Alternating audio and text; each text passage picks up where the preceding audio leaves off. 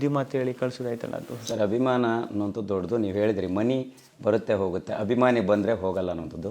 But dog Satish ಅವರು ನಿಮ್ಮ ಅಭಿಮಾನಿಗಳ ಬಗ್ಗೆ ಎಲ್ಲ ಮಾತಾಡಿದಾಗ ಅದಕ್ಕೆ ಉತ್ತರ ಕೊಡೋ ರೀತಿಯಲ್ಲಿ ಶೋನ ಅಂದರೆ ನಡೆಯೋ ಟೈಮಲ್ಲಿ ಅಲ್ಲಿ ಅಭಿಮಾನಿಗಳು ಬಂದು ಅವರಿಗೆ ನಾಯಿ ಮರಿಗಳನ್ನೆಲ್ಲ ತಂದು ಟಾಂಗ್ ಕೊಟ್ಟಿದ್ದಂಥ ಘಟನೆ ನೋಡಿದ್ರಿ ಅನಿಸುತ್ತೆ.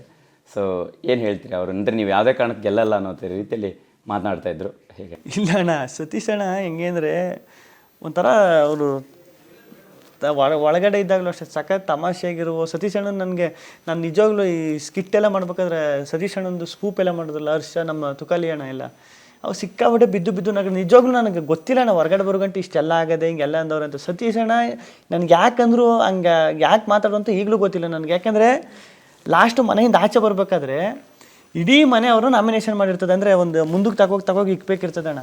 ನಾನು ರಕ್ಷಿತಾ ಇಬ್ಬರೇ ಏನೋ ಮಾಡಿರಲ್ಲ ಅಷ್ಟೇ. ಇನ್ನು ಮಿಕ್ಕಿದವರೆಲ್ಲ ಮನೆಯಿಂದ ಸತೀಶ್ ಅವರು ಮನೆಯಲ್ಲಿ ನಾನು ನಾಮಿನೇಷನ್ ಮಾಡ್ತಾಯಿದ್ದೀನಿ ಅಂದ್ಬಿಟ್ಟು ಡೈರೆಕ್ಟು ಮಿಡ್-ವೀಕು ಎಲಿಮಿನೇಷನ್ ಇರ್ತದೆ. ಅವಾಗ ಮಿಡ್ ನೈಟು ನೋಡಿ ಅವಾಗೆಲ್ಲ ಮಾಡಿರ್ತಾರೆ. ನಾನು ಸತ್ಯವ್ರು ಅನ್ಕೊಂಡೇ ಇರಲಿಲ್ಲ ಹೊರಗಡೆ ಇಷ್ಟೆಲ್ಲ ಆಗೈತೆ, ಸತೀಶ್ ಅಣ್ಣ ಹಿಂಗೆ ಮಾತಾಡೋರೆ ಇದು ಮಾಡೋರೆ ಅಂತ. ಇವರು ಯಾಂತಕ್ಕೆ ಮಾಡೋರೋ ಏನೋ, ಯಾಕೆ ಹಂಗೆ ಮಾತಾಡ್ತಾವ್ರೋ ಅದು ಸತ್ಯವ್ರು ಇನ್ನೂ ಕ್ಲಾರಿಟಿ ಸಿಗ್ತಾಯಿಲ್ಲ ಅಣ್ಣ. ಎಸ್, ಫೈನಲಿ ಒಂದು ತುಂಬ ದೊಡ್ಡ ಜರ್ನಿ ಲೈಫಲ್ಲಿ. ಹೊಸ ಹೆಜ್ಜೆ ಇಡಬೇಕು, ಹೊಸ ಕನಸುಗಳನ್ನು ಕಾಣಬೇಕು. ಏನು ಹೇಳ್ತೀರಿ ನಿಮ್ಮ ಅಭಿಮಾನಿಗಳಿಗೆ ಕೊನೆಯದಾಗ ಅಂತ?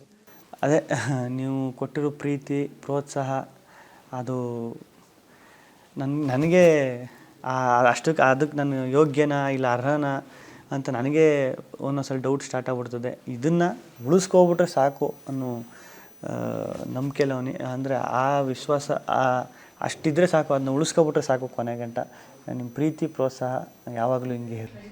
ಥ್ಯಾಂಕ್ ಯು ಗಿಲ್ಲಿ ಅವರೇ, ಆಲ್ ದಿ ಬೆಸ್ಟ್, ಒಳ್ಳೆಯದಾಗಿ. ಥ್ಯಾಂಕ್ಸ್ ಎಸ್, ಇದಿಷ್ಟು ಗಿಲ್ಲಿ ನಟ ಅವರ ಮಾತಾಗಿರ್ತಕ್ಕಂಥದ್ದು. ಬಿಗ್ ಬಾಸ್ ಸೀಸನ್ 2 ಜರ್ನಿ ಆಗಿರ್ಬೋದು, ಜೊತೆಗೆ ಸೀಸನ್ 12ನ ಜರ್ನಿ ಆಗಿರ್ಬೋದು, ಜೊತೆಗೆ ಇಡೀ ಅವರ ಜೀವನದಲ್ಲಿ ನಡೆದಂಥ ಘಟನೆಗಳ ಬಗ್ಗೆ ಮಾತನಾಡಿರ್ತಕ್ಕಂಥದ್ದು.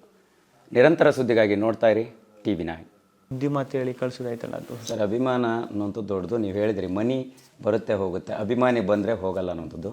ಬಟ್ ಡಾಗ್ ಸತೀಶ್ ಅವರು ನಿಮ್ಮ ಅಭಿಮಾನಿಗಳ ಬಗ್ಗೆ ಎಲ್ಲ ಮಾತಾಡಿದಾಗ ಅದಕ್ಕೆ ಉತ್ತರ ಕೊಡೋ ರೀತಿಯಲ್ಲಿ ಶೋನ ಅಂದರೆ ನಡೆಯೋ ಟೈಮಲ್ಲಿ ಅಲ್ಲಿ ಅಭಿಮಾನಿಗಳು ಬಂದು ಅವರಿಗೆ ನಾಯಿ ಮರಿಗಳನ್ನೆಲ್ಲ ತಂದು ಟಾಂಗ್ ಕೊಟ್ಟಿದ್ದಂಥ ಘಟನೆ ನೋಡಿದ್ರಿ ಅನಿಸುತ್ತೆ.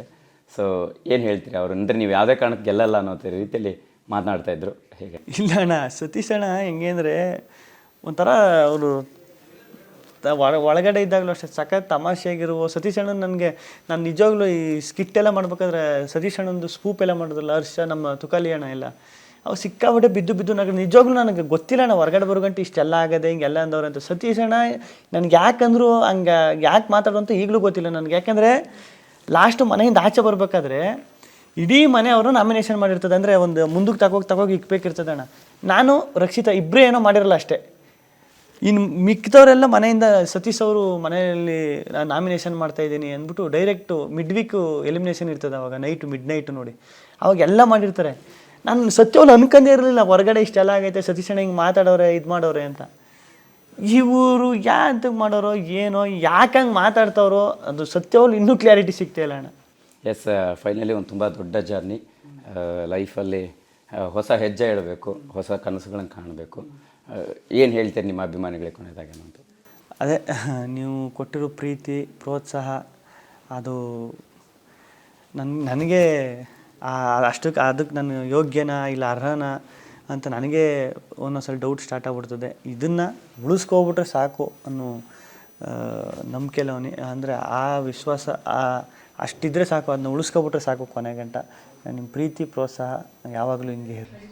ಥ್ಯಾಂಕ್ ಯು ಗಿಲ್ಲಿ ಅವರೇ, ಆಲ್ ದಿ ಬೆಸ್ಟ್, ಒಳ್ಳೆಯದಾಗಿ. ಥ್ಯಾಂಕ್ಸ್ ಎಸ್, ಇದಿಷ್ಟು ಗಿಲ್ಲಿ ನಟ ಅವರ ಮಾತಾಗಿರ್ತಕ್ಕಂಥದ್ದು. ಬಿಗ್ ಬಾಸ್ ಸೀಸನ್ 2 ಜರ್ನಿ ಆಗಿರ್ಬೋದು, ಜೊತೆಗೆ ಸೀಸನ್ 12ನ ಜರ್ನಿ ಆಗಿರ್ಬೋದು, ಜೊತೆಗೆ ಇಡೀ ಅವರ ಜೀವನದಲ್ಲಿ ನಡೆದಂಥ ಘಟನೆಗಳ ಬಗ್ಗೆ ಮಾತನಾಡಿರ್ತಕ್ಕಂಥದ್ದು. ನಿರಂತರ ಸುದ್ದಿಗಾಗಿ ನೋಡ್ತಾ ಇರಿ TV9.